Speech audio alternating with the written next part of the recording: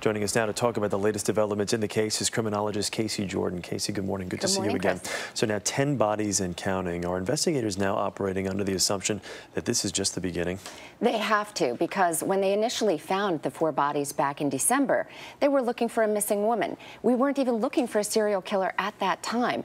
As more bodies and remains have been found, it really raises the question, how long has this been going on? We know that one of the women who's already been identified was missing since 2007, so it could go back 3 years, 4 years, maybe even a decade. So many different questions to address here. That missing woman you talk of, Shannon Gilbert, who really started this entire process, she has not even been found yet. She has not, although we don't know the identities of the last 4 or 5 human remains that have been found in the last 10 days. So she might be one of them. No one's confirmed it. Again, the police aren't saying everything, but that does raise the question. If we haven't found her, is she going to be found eventually? How many more will?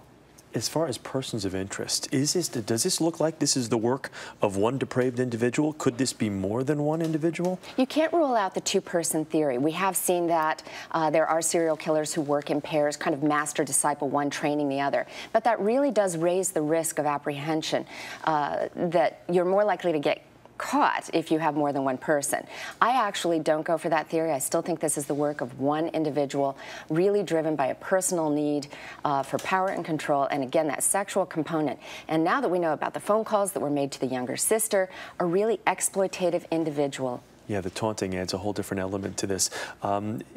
I guess one of the theories that's been floated the last couple days, this person of interest could potentially have a law enforcement background. Do you buy that theory? I know some have, some don't necessarily buy it. I'm not buying it yet. We do know that many serial killers that we study have a penchant for power control, and they are attracted to law enforcement careers. A lot of times they're auxiliary police officers. They've applied to be officers, but have not been hired, and they're very resentful about that. They work as security guards, but they want people to think they're involved in law enforcement, carry fake badges, that sort of thing.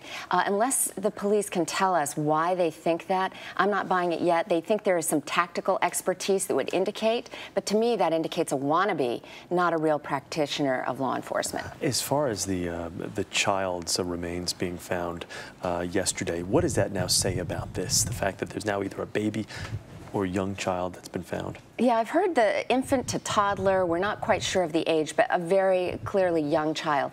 And that has actually spurred this whole idea that it could be 2 different killers, because that does break the pattern of women in their 20s found on Craigslist.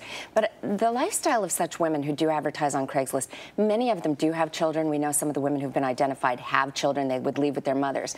Well, if one of these women gets a phone call at 2 o'clock in the morning and has an opportunity to make money and has a child she can't find a sitter for, she might bring the child with her to the encounter to earn the money, and that may be the explanation for how the child ended up at a body dump site. All right, Casey Jordan, thank you. Always so many great questions that remain to be answered, but good to talk with you this morning.